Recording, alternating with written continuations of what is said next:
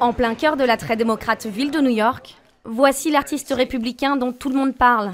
Lucien Wintrich soutient Donald Trump et partage avec lui le goût de la provocation. Il s'est fait connaître grâce à ses photos de jeunes homosexuels nus portant la casquette Trump et son célèbre slogan « Rendre sa grandeur à l'Amérique ». Avant que ces images existent, à chaque fois que l'on voyait la casquette de Donald Trump, c'était sur un vieux mec de 50 ans, en banlieue avec sa femme. Son projet, intitulé « Les Minets pour Trump », a été exposé lors de la convention républicaine de juillet dernier. Onde de choc dans la campagne. Être gay et pro-Trump n'est pas un problème pour Lucien, mais les militants ne l'entendent pas ainsi. J'ai reçu des menaces de mort.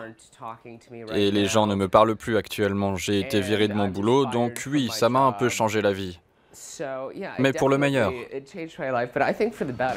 Car au milieu du battage médiatique, le jeune artiste de 28 ans incite aussi des centaines de jeunes gays conservateurs à faire leur coming out. Fier de sa nouvelle notoriété, il va même jusqu'à organiser le premier art show conservateur, Daddy Will Save Us, Papa nous sauvera. L'exposition sulfureuse rassemble tous les artistes conservateurs du pays dans une galerie new-yorkaise.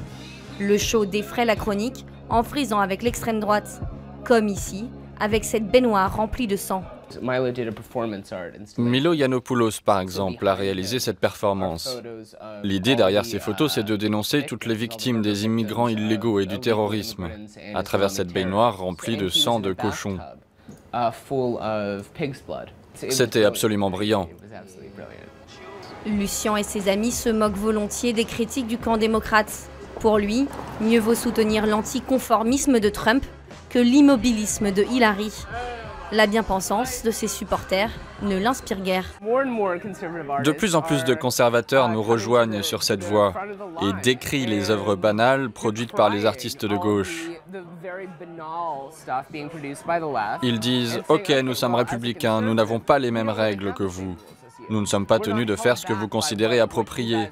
Nous faisons ce que bon nous semble. » Reste à savoir si le Trump Art survivra à une défaite du businessman lors de l'élection présidentielle.